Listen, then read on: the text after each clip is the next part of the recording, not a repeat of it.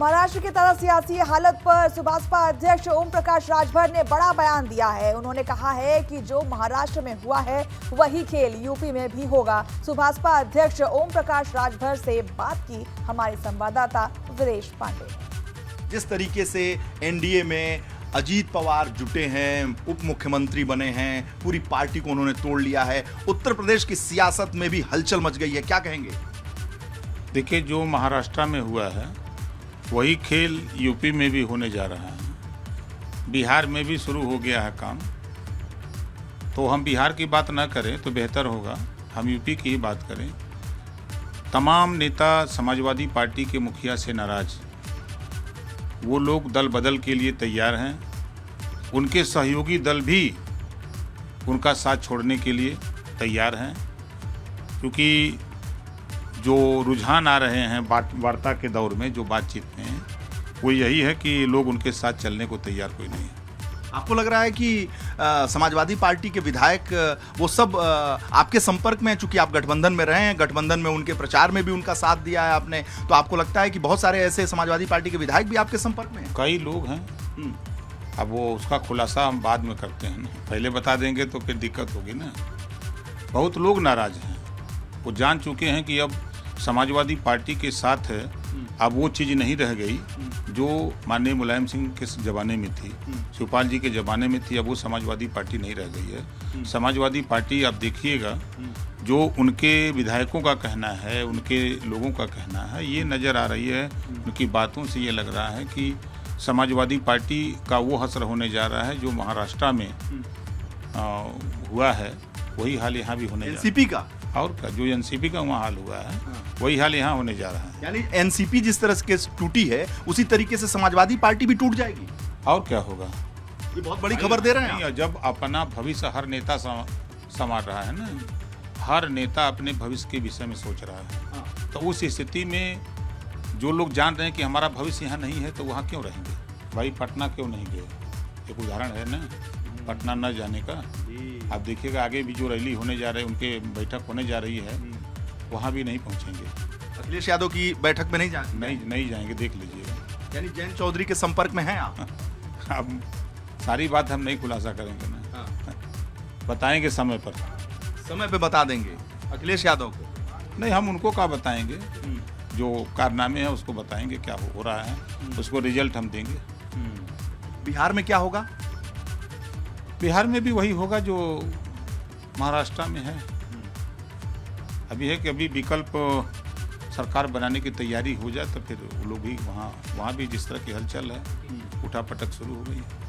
UP की सियासत से बड़ी खबर आ रही है। ओम प्रकाश राजभर का दावा है कि समाजवादी पार्टी के बहुत सारे ऐसे विधायक हैं जो टूटने के लिए तैयार हैं और साथ ही साथ वो समाजवादी पार्टी से टूटकर एनडीए के गठबंधन में ओम प्रकाश राजभर के साथ आएंगे। अभी आगे देखिए क्या क्या होता है। जैन चौधरी भी उनके संपर्क में लगातार बने हुए हैं। कैमरामैन प्रेम के साथ वीरेश पांडे, लखनऊ।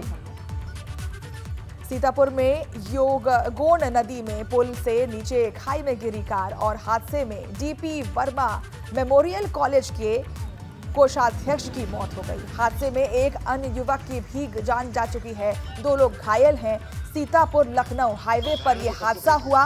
कार में एक ही परिवार के 4 लोग सवार थे। तो गोंड नदी में पुल से नीचे खाई में गिरी कार, जिसकी वजह से 4 लोग सवार थे और 4 लोगों की मौत हो गई है। मौके से लोगों को निकाला जा रहा है, शव को निकाला जा रहा है। आसपास के लोग वहां पर जुटे हुए हैं। गोंड नदी पुल से सीधे कार नीचे गिर गई, जिसकी वजह से यह हादसा हुआ।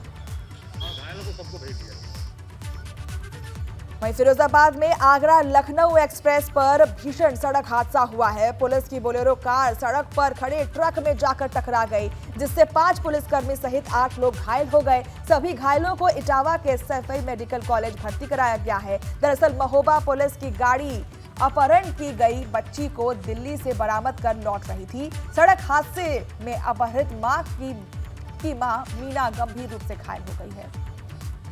तो आप देख सकते हैं इन तस्वीरों में किस तरीके से पुलिस की बोलेरो ट्रक से जा भिड़ी, जिसकी वजह से गाड़ी क्षतिग्रस्त हो गई है और अपहरण की हुई बच्ची को वापस लेकर के आ रही थी पुलिस। उसकी मां अभी गंभीर रूप से घायल है। अब बात कर लेते हैं मथुरा की, जहां पर दर्दनाक सड़क हादसे में 5 लोगों की मौत हो गई। हादसे में 20 से ज्यादा लोग घायल हुए, अस्पताल में भर्ती हैं। ट्रैक्टर और कार के बीच जोरदार टक्कर हुआ था। इस हादसे में गोवर्धन से परिक्रमा कर ट्रैक्टर से लौट रहे थे लोग। फरह थाना क्षेत्र के रायपुर घाट गांव का मामला है ये। तो ट्रैक्टर और कार के बीच जोरदार टक्कर हुआ, जिसके बाद कई लोग घायल हो गए। सभी का अस्पताल में इलाज चल रहा है। दर्दनाक हादसे में 5 लोगों की मौत हो चुकी है। फरह थाना क्षेत्र के रैपुरा जाट गांव के पास की ये वारदात है। इस घटना को आप देख सकते हैं कि किस तरीके से लोग वहां पर मौजूद हैं, किस तरीके से अस्पताल में भर्ती हैं, उनका इलाज चल रहा है। दर्दनाक सड़क हादसे में 5 लोगों की मौत भी हो चुकी है। सीतापुर में गोंड नदी में पुल से नीचे खाई में गिरी कार और हादसे में डीपी वर्मा मेमोरियल कॉलेज के कोषाध्यक्ष की मौत हो गई। हादसे में एक अन्य युवक की भी जान जा चुकी है। 2 लोग घायल हैं। सीतापुर लखनऊ हाईवे पर यह हादसा हुआ। कार में एक ही परिवार के 4 लोग सवार थे। तो गोंड नदी में पुल से नीचे खाई में गिरी कार, जिसकी वजह से 4 लोग सवार थे और 4 लोगों की मौत हो गई है। मौके से लोगों को निकाला जा रहा है, शव को निकाला जा रहा है। आसपास के लोग वहां पर जुटे हुए हैं। गोंड नदी पुल से सीधे कार नीचे गिर गई, जिसकी वजह से यह हादसा हुआ। वहीं फिरोजाबाद में आगरा लखनऊ एक्सप्रेस पर भीषण सड़क हादसा हुआ है। पुलिस की बोलेरो कार सड़क पर खड़े ट्रक में जाकर टकरा गई, जिससे 5 पुलिसकर्मी सहित 8 लोग घायल हो गए। सभी घायलों को इटावा के सैफई मेडिकल कॉलेज भर्ती कराया गया है। दरअसल महोबा पुलिस की गाड़ी अपहरण की गई बच्ची को दिल्ली से बरामद कर लौट रही थी। सड़क हादसे में अपहृत मां की मां मीना गंभीर रूप से घायल हो गई है। तो आप देख सकते हैं इन तस्वीरों में किस तरीके से पुलिस की बोलेरो ट्रक से जा भिड़ी, जिसकी वजह से गाड़ी क्षतिग्रस्त हो गई है और अपहरण की हुई बच्ची को वापस लेकर के आ रही थी पुलिस। उसकी मां अभी गंभीर रूप से घायल है। बस्ती में मनचलों के आतंक से 2 नाबालिग बहनों ने छोड़ी पढ़ाई। मनचलों के डर से घर से बाहर नहीं निकल पा रही थी दोनों बहनें। घर में घुसकर नाबालिग बहनों को परेशान करने का आरोप लगा है। पीड़ित परिजनों ने एसपी से लगाई न्याय की गुहार। एसपी ने थाना अध्यक्ष को दिए कड़ी कार्रवाई के निर्देश। तो मनचलों के डर से घर से बाहर नहीं निकल पा रही हैं दोनों बहनें। उन्होंने पढ़ाई छोड़ दी है उनके डर से। घर में घुसकर नाबालिग के साथ छेड़छाड़ की जाती थी। पीड़ित परिजनों ने एसपी से न्याय की गुहार लगाई है। एसपी ने न्यायाध्यक्ष के दिए बड़ी कार्रवाई करने का आरोप। तो एसपी ने थाना अध्यक्ष को दिए हैं कड़ी कार्रवाई करने का निर्देश। और मनचलों के आतंक से 2 नाबालिग बहनों ने पढ़ाई छोड़ दी थी, जिसके बाद अब एसपी ने थाना अध्यक्ष को दिए हैं कार्रवाई करने के निर्देश।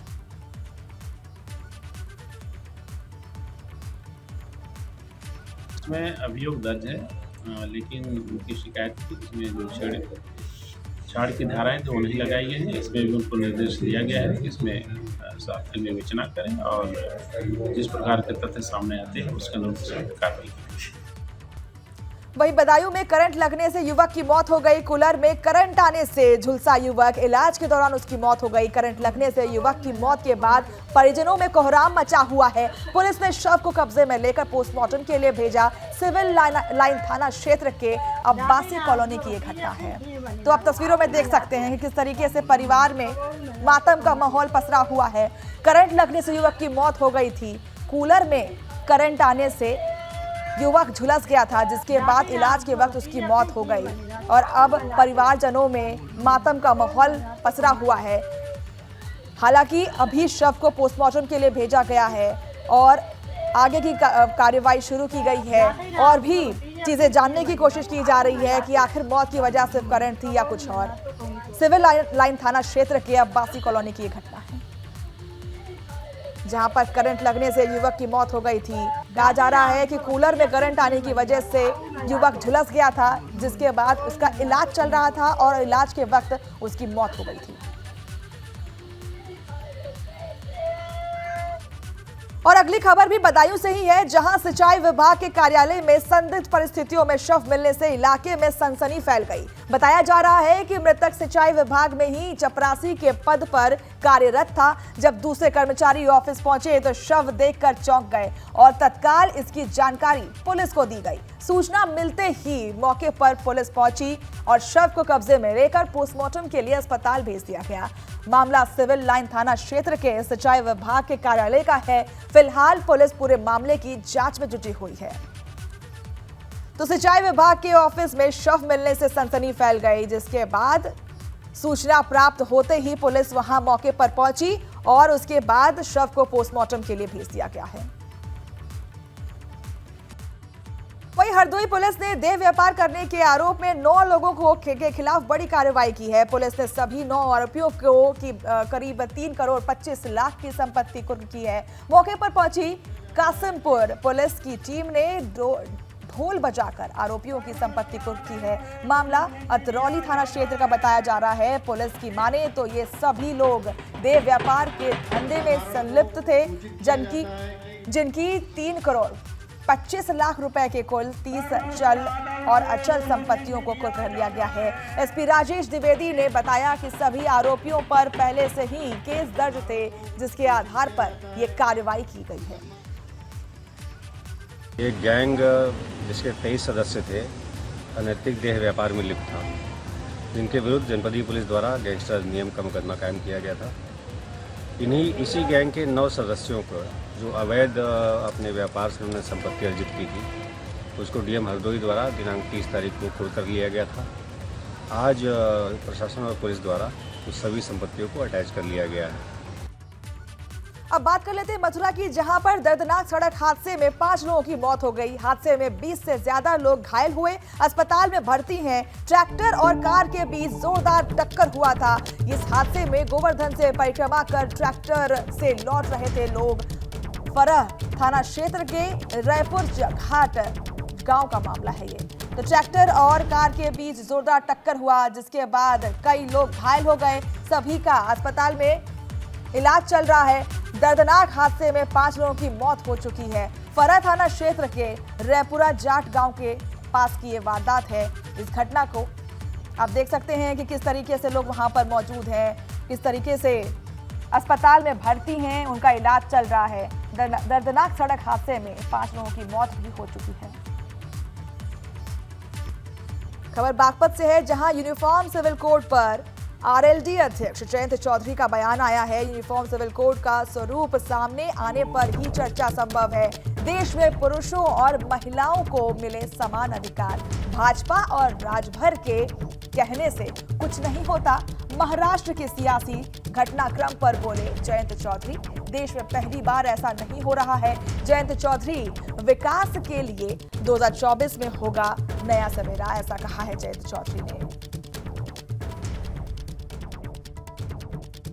यूसीसी का क्या स्वरूप है ना मुझे मालूम है ना आपको मालूम है, तो चर्चा अभी करना बेकार है।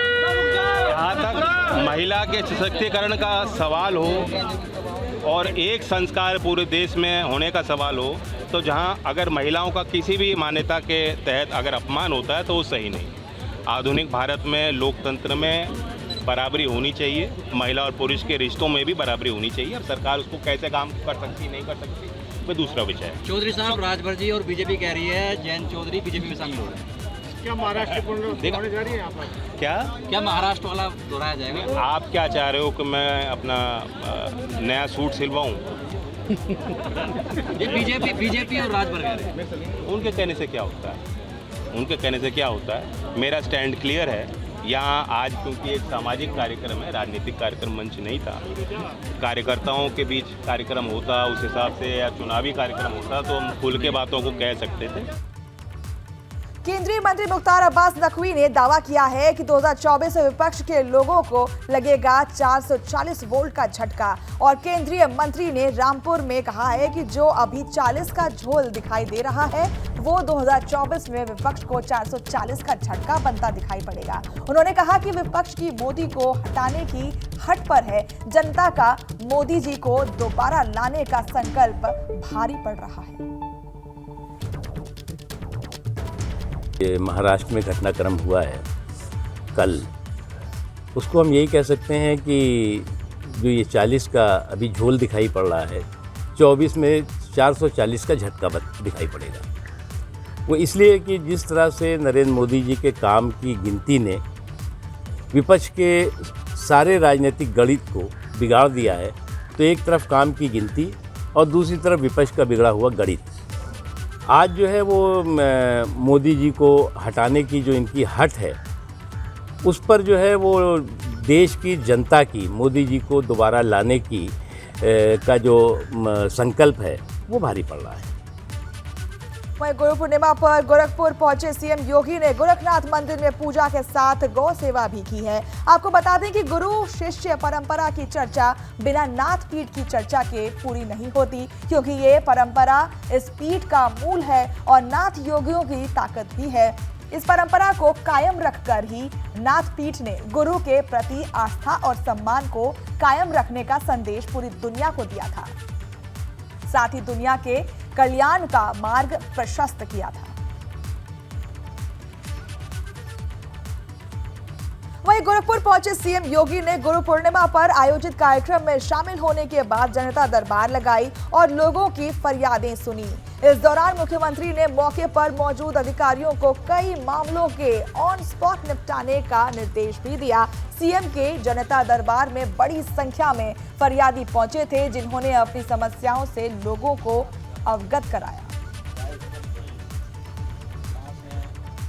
और अब आपको एक साथ दो तस्वीरें दिखा रहे हैं। गोरखपुर पहुंचे सीएम योगी ने सबसे पहले गुरु पूर्णिमा पर गुरु को नमन किया और इसके बाद जनता दरबार लगाकर लोगों की समस्याएं सुनी। तो आपकी टीवी स्क्रीन पर दो तस्वीरें हैं। एक तरफ जहां गुरु पूर्णिमा पर सीएम योगी ने गुरु की पूजा की, अर्चना की, वहीं दूसरी तरफ पूजा के बाद जनता दरबार लगाया उन्होंने, जहां लोगों की समस्याएं सुनी और उसका समाधान पाने के लिए अधिकारियों को निर्देश दिए।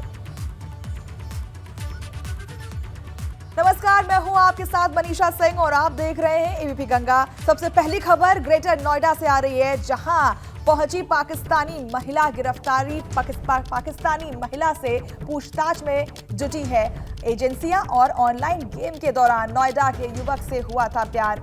4 बच्चों के साथ पाकिस्तानी महिला पहुंची थी ग्रेटर नोएडा। नाम बदलकर ग्रेटर नोएडा में रहती थी महिला। सचिन नाम के युवक के साथ सीमा बनकर रह रही थी महिला। ग्रेटर नोएडा के रूबूपुर इलाके में किराए के मकान में रहती थी महिला। साथ रूबूपुरा में घूम रही है। इसी सूचना पे तत्परता से पुलिस टीम का गठन करके थाना रूबूपुरा पुलिस द्वारा उस महिला को फाइनली ट्रेस कर लिया गया है और प्रारंभिक पूछताछ में उसका नाम सीमा गुलाम हैदर है, जो कि सचिन पुत्र नेत्रपाल निवासी रघुपुरा के संपर्क में पबजी खेलने के दौरान आई थी और नेपाल के जरिए नेत्रपाल के बेटे सचिन के साथ रहने के लिए रघुपुरा बस से आई थी। इससे अन्य एजेंसियों से माध्यम से विस्तृत पूछताछ की जा रही है और जो विस्तृत विवरण है। पबजी गेम खेलते हुए भारतीय युवक से पाकिस्तानी महिला को प्यार हो गया।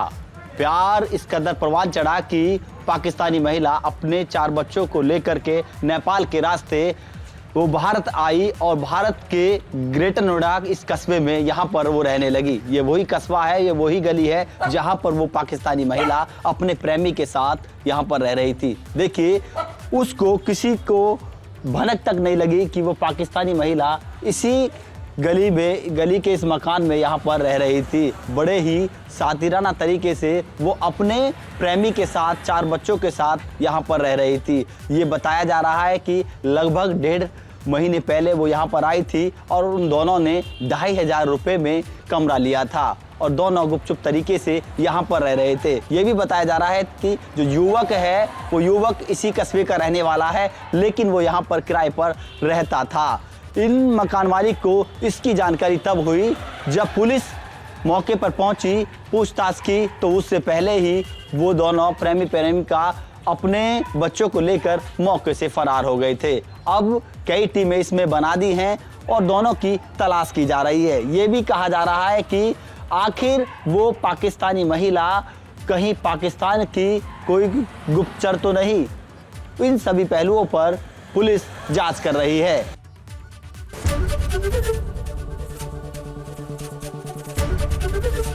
एबीपी गंगा, खबर आपकी, जुबान आपकी।